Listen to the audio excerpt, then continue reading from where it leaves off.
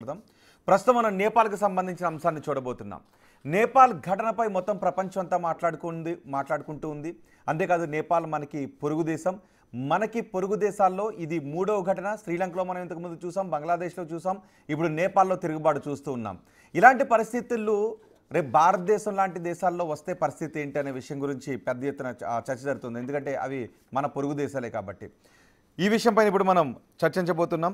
నాగేశ్వర్ గారు నమస్తే అండి. నాగేశ్వర్ గారు, నేపాల్ ఘటన మనం చూసాం.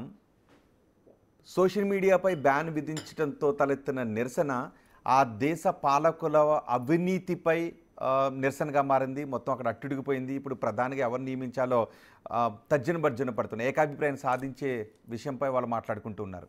ఒకవేళ ఇలాంటి పరిస్థితులు రేపు భారతదేశంలో వస్తే పరిస్థితి ఏంటి? రాకూడదని ఆశించుదాం. కానీ మీకు ఫండమెంటల్గా అర్థం కావాల్సింది, మనకు నేపాల్ ఏ రకమైన లెసన్స్ ఇస్తుంది. ఆశిస్తే సరిపోదు కదా, రాకుండా జాగ్రత్త కూడా పడాలి కదా. అఫ్కోర్స్ బంగ్లాదేశ్, నేపాల్, శ్రీలంకలతో మనకు పోలిక లేదు. మన చాలా పెద్ద దేశం, బలమైన ఆర్థిక వ్యవస్థ. ఇప్పుడు శ్రీలంక ఉందనుకో, అప్పుల పాలయ్యి అసలు ఆర్థిక పరిస్థితి భయంకరంగా దిగజారి ఒక దశలో ప్రభుత్వాలపైన ప్రజల కోపానికి అది కారణమైంది. మన దేశంలో కూడా ఆర్థికపరమైన ఛాలెంజెస్ ఉండొచ్చు. స్టిల్ మన దేశంలో మిక్స్డ్ సిగ్నల్స్. ఒకవైపు గ్రోత్ రేట్ బాగా ఉంది, మరోవైపు అన్ఎంప్లాయ్మెంట్ ఉంది. సో అక్కడికి మనకు ఉన్నటువంటి తేడా అది. ఇక బంగ్లాదేశ్లో షేక్ హసీనా నిరంకుశ ప్రభుత్వానికి వ్యతిరేకంగా ఆ పెద్ద ఎత్తున ప్రజల్లో అసంతృప్తి, ఆమె ఎన్నికలే ఫార్స్గా మార్చి అపోజిషన్ పోటీ లేకుండా చేసి అవన్నీ కూడా బంగ్లాదేశ్లో చేశారు. నేపాల్లో భయంకరమైన రాజకీయ అవినీతి, రాజకీయ అస్థిరత, 17 ఏళ్లలో 15 గవర్నమెంట్లు మారడం, 20% అన్ఎంప్లాయ్మెంట్ పెరిగిపోవడం కారణం. కానీ ఈ 3 కంట్రీస్ లాగా బలహీనమైన రాజకీయ ఆర్థిక వ్యవస్థ భారతి కాదు. కానీ మనము నేర్చుకోవాల్సిన గుణపాఠాలు ఏంటంటే, ఒకటి, ప్రభుత్వాలకు ప్రజలకు గ్యాప్ పెరిగితే ప్రజలు ఎక్కువ కాలం దాన్ని అంగీకరిస్తారని మనం అనలేం. నేపాల్లో జరిగింది అదే. రాజకీయ వ్యవస్థ ఒక గొప్ప ప్రామిస్తో అక్కడ రంగంలోకి దిగింది. అంటే 2006లో రాచరిక వ్యతిరేక పోరాటం విజయవంతమై బహుళ party democracy, multi party democracy వచ్చింది. నేపాలీలు ఆశించింది ఏంటంటే ఒక కొత్త యుగం ఆవిష్కృతమవుతుందని. కానీ రాజకీయ నాయకులు తమ పదవులు కాపాడుకోవడానికి అవకాశవాద పొత్తులు, ఈ పార్టీ ఆ పార్టీ, ఆ పార్టీ ఈ పార్టీ, ఎవడు ఇప్పుడు ఎవరితో కలుస్తాడో తెలియని పరిస్థితి. ఏ ప్రధానమంత్రి ఏడాది ఉండడం కష్టం. ఈ ప్రభుత్వం రంగంలో ఉంటే ఇంకోడెవడో లాగేస్తాడు. సో ఈ పొలిటికల్ ఇన్స్టెబిలిటీ డెమోక్రసీని ఒక ఫెయిల్డ్ ఎక్స్పెరిమెంట్గా మార్చింది. తర్వాత ఎకానమిక్ క్రైసిస్. ఇది పేద దేశం. సో 7% దాకా పాపులేషన్ మైగ్రేట్ అవుతారు. రెమిటెన్సెస్ ఎకానమీ అంటారు. అంటే విదేశాలలో ఉన్న నేపాలీలు పంపించేటువంటి డబ్బులపై ఆధారపడి ప్రధానంగా ఆర్థిక వ్యవస్థ నడిచే పరిస్థితి. సో అందువల్ల ప్రజలు, మరోవైపు రాజకీయ నాయకుల పిల్లలు, ఉన్నతాధికారుల పిల్లలేమో బ్రహ్మాండంగా విలాసవంతమైన జీవితాన్ని గడపడం, ప్రజలేమో నిరుద్యోగం, పేదరికంతో బాధపడడం. సో ఈ ఎలీటిజాన్ని ప్రజలు సహించలేకపోయారు. భయంకరమైన అవినీతి. సో దాన్ని ప్రజలు తిరగబడ్డారు. ఈ ధోరణులన్నీ మన దేశంలో కూడా ఉన్నాయి, లేవని కాదు. అంటే ప్రజల దృష్టిని మళ్లించడానికి జిమ్మిక్లు, కేపీ శర్మ ఓలి మతాన్ని కూడా ఉపయోగించుకునే ప్రయత్నం చేసి ప్రజల ఆర్థిక అంశాల నుంచి ప్రజల దృష్టి మళ్లించడానికి మతభావాల్ని రెచ్చగొట్టే కార్యక్రమం కూడా చేశారు. కానీ అవన్నీ ఏవి ఫలించలేదు, ప్రజలు అంగీకరించలేదు. సో అందువల్ల ఆఖరికి ప్రజల ప్రశ్నల్ని తప్పించుకోవడానికి సోషల్ మీడియాలో నిషేధం విధించాడు. అది ఇంకా ప్రజలకు ఆగ్రహం తెప్పించింది. అంటే మీరు చేస్తున్న పనికి మాలిన పనులను మమ్మల్ని ప్రశ్నించలేక చేస్తున్నారా అని. అందువల్ల పొలిటికల్ సిస్టమ్ ఫెయిల్ కాకుండా, ప్రజల్ని ఫెయిల్ చేయకుండా, ఫూల్ చేయకుండా ఉండాలి. ఇప్పుడు అక్కడ అన్ని పార్టీల నాయకులపైన ప్రజలు తిరగబడ్డారు. ఎందుకంటే ఇదే ఒక కోపం ఏంటంటే ఎంటైర్ పొలిటికల్ క్లాస్ పైన. పొలిటికల్ క్లాసే కాదు, సుప్రీంకోర్టుపై కూడా అటాక్ చేశారు, మీడియా పైన అటాక్ చేశారు. అంటే మీరంతా దొంగలు, మమ్మల్ని దోచుకుంటున్నారు అని.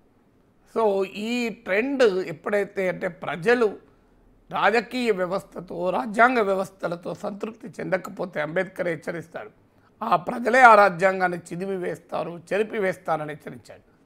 అన్ఫార్చునేట్లీ నేపాల్లో ఇవాళ ఆ పరిస్థితి మనం చూస్తున్నాం.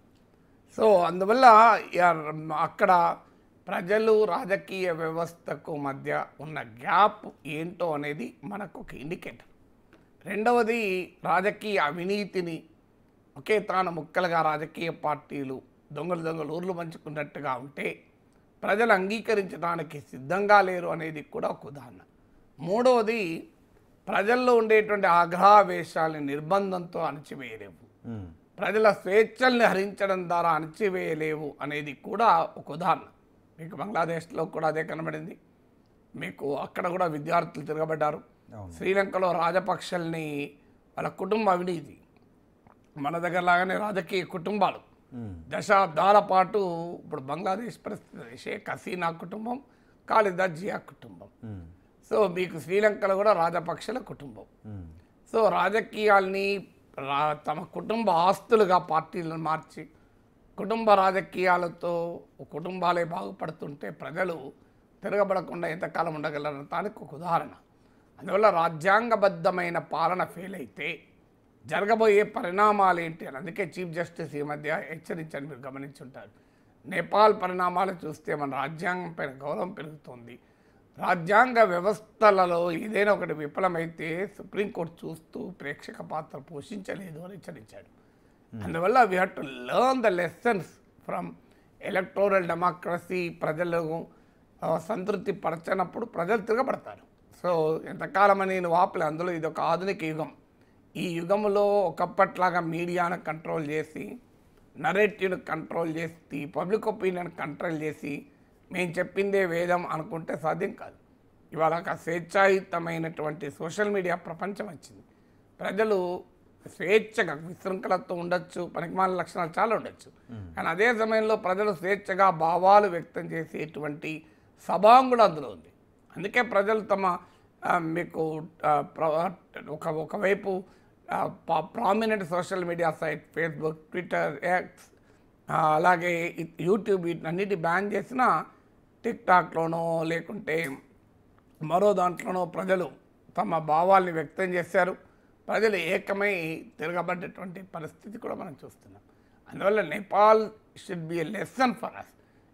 డెమోక్రసీలో లోపాలుంటే దాన్ని రాచరికమో నిరంకుశత్వం పరిష్కారం కాదు. కానీ ప్రజాస్వామ్యం ప్రజలకు ఏమవుతుందంటే ఆల్టర్నేటివ్ ఉంటే లేనప్పుడు మా వెనకాలే ఉంటారని పార్టీలు అనుకుంటాయి. ఏ ఆల్టర్నేటివ్ లేకపోతే స్టేట్లెస్ సొసైటీకి ఇప్పుడు నేపాల్ పరిస్థితి ఏంటి? లక్ష్యం లేదు, నాయకత్వం లేదు, ఉద్యమం మాత్రం ఉంది.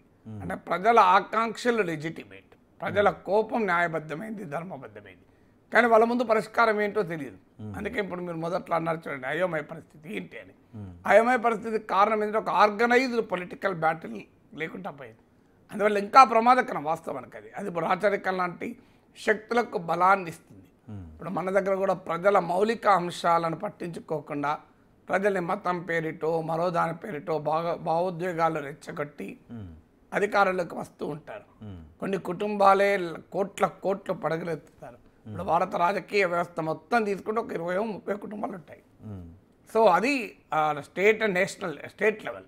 ఇక డిస్ట్రిక్ట్ లెవెల్లో ఒకే ఎమ్మెల్యే కొడుకు, ఎమ్మెల్యే మనమడు 50 ఏళ్ళు 60 ఏళ్ళుగా రాజ్యం వెళ్తుంటారు. ఆధునిక జమీందారీ వ్యవస్థగా ప్రజాస్వామ్యాన్ని మార్చారు. ప్రజాస్వామ్యం అంటే సామాన్యుడు కూడా రాజకీయాలకు రాగలగాలి. అందుకే దానికి ఇప్పుడు మీకు నేపాల్లో కూడా అదే జరిగితే ప్రజలు తిరగబడ్డారు. ఇప్పుడు కాఠ్మండు మేయర్ ఉన్న బలేంద్ర షా అని ఒక ర్యాపర్, సింగర్, యూట్యూబ్లో పాపులర్. సో ఏకంగా నేపాల్ మేయర్ అయిపోయి కూర్చున్నాడు. సో ఒక ఎన్జిఓ హామీ నేపాల్ అని 2015 ఎర్త్క్వేక్ అప్పుడు ఆయన తన కొడుకును కూడా కోల్పోతాడు. సో దాంతో అతను ఎన్జిఓ పెట్టి ఎర్త్క్వేక్ సమయంలో బాగా పనిచేస్తాడు. ఇప్పుడు ఆయన హీరో అయిపోయాడు మొత్తం ఈ రెవల్యూషన్కు గురంగ్ అని. సో ఈయన హీరో అయిపోయి కూర్చున్నాడు. సో అందువల్ల ప్రజలకు రాజకీయ వ్యవస్థనే నాయకత్వం ఇస్తుంది అనుకోవడం కూడా పొరపాటే. రాజకీయ వ్యవస్థ ప్రజలను ఫెయిల్ చేస్తే ప్రజలు సివిల్ సొసైటీ నుంచి కూడా ఒక కొత్త నాయకత్వం కూడా పుట్టుకొస్తుంది. సో అందువల్ల మా చేతుల ఆర్మీ ఉంది, మా చేతుల పోలీస్ ఉంది, మా చేతిలో స్టేట్ అంతా ఉంది, మేము ఉద్యమాలని ప్రజల నిరసనలను తొక్కిపెట్టగలం, మేము ప్రొసెషన్లకు పర్మిషన్ ఇవ్వకపోతే ఏం చేస్తారనుకుంటే 20 మంది చనిపోయిన నేపాలీ యూత్ స్కూల్ డ్రెస్సులల్లా కాలేజ్ డ్రెస్సులో వచ్చి ప్రాణాలకు కూడా తెగించి పోరాడారు కదా, ఉరికి తన్నారు కదా. అందువల్ల ఆ పరిస్థితి రాకుండానే మన రాజకీయ వ్యవస్థ జాగ్రత్త పడాలి, లేకపోతే చాలా పెద్ద ప్రమాదం ముంచుకొచ్చే అవకాశం ఉంటుంది. కానీ పరిస్థితులు చూస్తూ ఉంటే అంటే పక్క దేశాల్లో జరిగిన పరిణామాలను చూసి మన రాజకీయ నాయకులు నేర్చుకుంటున్న ఆనవాళ్ళు ఏమైనా కనిపిస్తున్నాయా? అదే అన్ఫార్చునేట్, నేర్చుకోవాలి. ఇప్పటికీ మనకు అంటే వాస్తవంగా భారతదేశం ఫ్రీడమ్ సాధించినప్పుడే కూడా ఈ ఆందోళన వ్యక్తమైంది. విల్లీ బ్రాంట్ అని జర్మన్ ఛాన్సలర్ అంటాడు. So alliance democracy cannot survive in ocean of dictatorship అంటాడు. నిరంకుశత్వం అనే సముద్రంలో ప్రజాస్వామ్య దీవులు మనుగడ సాధించలేవు అంటాడు. నిజంగా మన చుట్టూ ఆందోళనకర పరిస్థితులే. కానీ ఈ మూడిట్లో కూడా మీరు గమనించండి, బంగ్లాదేశ్లో జరిగినటువంటి హసీనా నిర్బంధకాండకు వ్యతిరేకంగా, ఆమె నిరంకుశ పాలనకు వ్యతిరేకంగా ప్రజలు తిరగబడ్డారు. కోర్స్ మనకు భారత్ మిత్రాలు అది వేరే ఇంకో డైమెన్షన్. మనం ఆమెకు ఆశ్రయం ఇచ్చాం, మనకు డిప్లొమసీలో భాగం, మన గవర్నమెంట్ కరెక్ట్ చేసింది, దాంట్లో తప్పేమీ లేదు. ఎందుకంటే బంగ్లాదేశ్లో షేక్ హసీనా సెక్యులర్ గవర్నమెంట్ నడిపింది, మైనారిటీల హిందువులపై దాడులు లేవు, భారత్ పట్ల శత్రుత్వము లేదు, భారత వ్యతిరేక ఇస్లామిక్ తీవ్రవాద శక్తుల బంగ్లాదేశ్ అడ్డా కాకుండా చూసింది, ఆమెను ఆహ్వానించాం. కానీ ఆమె ప్రజల పట్ల ఆమె ఇలా ఉన్నారన్నది కీలకం కదా, మనతో ఎట్లా ఉన్నారన్నది కీలకం కాదు. సో ప్రజల పట్ల ఎలా ఉన్నారంటే ప్రజల పట్ల ఆమె అనుసరించిన విధానం. సో మీడియా స్వేచ్ఛ హరించింది, రాజకీయ పార్టీల స్వేచ్ఛ నుంచి ఎన్నికలు ఫార్స్గా మారిపోయాయి, ప్రతిపక్షాలు ఎన్నికలను బైకాట్ చేశాయి. ఇప్పుడు ఆ సిగ్నల్స్ మన దగ్గర కనబడుతున్నాయి. ఇప్పుడు బీహార్లో ఓట్ చోరీ క్యాంపెయిన్ నడుస్తుంది. అసలు మహారాష్ట్ర హర్యానాలో ఎన్నికల్ని దొంగిలించారన్నది ఆరోపణలు వస్తున్నాయి. ఎన్నికల కమిషన్ డిఫెన్స్ చూస్తే అది ఏమాత్రము కాన్ఫిడెన్స్ క్రియేట్ కావడం లేదు. బీహార్లో మనం చూసాం, కనీసం మన దగ్గర వ్యవస్థలు పనిచేస్తున్నాయి. బీహార్లో ప్రజల్ని డిసెన్ఫ్రాంచైజ్ చేస్తే, అంటే ప్రజలను ఓటు హక్కుకు దూరం చేయాలని ప్రయత్నం చేస్తే సుప్రీంకోర్టు నిలబడ్డది. సుప్రీంకోర్టు ఆధార్ కూడా తీసుకోండి అని చెప్పారు. ఎంత దుర్మార్గంగా 87% మందికి ఉన్న ఆధారం చెల్లదు, 2% మంది చేతుల్లో ఉన్న పాస్పోర్ట్ చెల్లుతుంది అన్నారు. ఈ కుట్రను సుప్రీంకోర్టు కొట్టివేసింది, ఈ ఆర్గ్యుమెంట్ కొట్టేసింది. అంటే మన దగ్గర కూడా వ్యవస్థలలో ఆ డికే కనబడుతోంది. కానీ అట్లీస్ట్ కొన్ని వ్యవస్థలు పనిచేస్తున్నాయి. ఇప్పుడు ధర్మం 4 పాదాల్లో నడవకపోయినా ఒక్క పాదంతో నడుస్తుంది అని ఆనందపడాలి. సో అందువల్ల మన దగ్గర కూడా మీడియాను కంట్రోల్ చేసి నరేటివ్ను కంట్రోల్ చేయగలరు. మీరు రాత్రి 7 దాటంగా నేషనల్ ఛానల్ చూడండి, అసలు చూడబుద్దు కాదు. ఎందుకంటే completely one sided. Ravish Kumar దాన్ని గోధీ మీడియా అని పేరు పెట్టాడు. అంటే మోడీ ఒడిలో ఉంటుంది ఆ మీడియా అని. మన తెలుగు ఛానళ్ళు చూడండి, ఏదో ఒక రాజకీయ పార్టీకి అనుకూలం, నీకు స్వతంత్రంగా ప్రజల సమస్యల్ని జనంలోకి తీసుకొచ్చి వాటి మీద కవరేజ్ లేదు. సోషల్ మీడియాను కూడా వారే కంట్రోల్ చేసి ఒక పబ్లిక్ నరేటివ్ను కంట్రోల్ చేసే ప్రయత్నం రాజకీయ పార్టీలు చేస్తారు. You cannot manage people through narrative building. రోజు ఏదో ఒక కహాని చెప్పి ప్రజల్ని సంతృప్తిపరచలే కదా. A day will come, people will question. అయితే మన దగ్గర ఏమవుతుంది, ఏదో ఒక అంశం ఎకానమీ పైన ప్రజలు నిరసన తెలిపే లోపల పుల్వామా వస్తుంది, ఆపరేషన్ సింధూర్ వస్తుంది, మొత్తం లేదంటే సర్జికల్ స్ట్రైక్స్ వస్తాయి. ప్రజల మూడంతా అటువైపు మారుతున్నారు, కానీ ఎలక్కలు నడవదు. సో మన దగ్గర కూడా ఇన్స్టిట్యూషన్ ఫెయిల్ అవుతున్నాయి. గవర్నర్లు చూడండి ఎంత అప్రజాస్వామికంగా ఉంటున్నారు. సో రాజకీయ వ్యవస్థ ఎంత అవినీతిమయమైందో మనం చూస్తున్నాం కదా. ఇవాళ ఎన్నికలు ఎంత వ్యాపారంగా మారిపోయినాయి. ఇవన్నీ కూడా అంటే మన దగ్గర కూడా ఇన్స్టిట్యూషనల్ డికే మొదలైంది. బట్ ఆ స్టేజ్ రాలేదని నమ్ముతున్నాం, రాకూడదని ఆశిస్తున్నాం. రైట్. భారత్ ఆ విషయాల నుంచి నేర్చుకోవాల్సిన చాలా ఉంది అనే విషయం గురించి చెప్పారు. కానీ నేపాల్ మాత్రం ఈ సంక్షోభం నుంచి ఎలా బయటకు వస్తుందో చూడాలి. రాజ్యాంగ పరంగా ఈ సంక్షోభానికి మేము పరిష్కారాన్ని వెతుకుతున్నామని అంటుంది. చూద్దాం.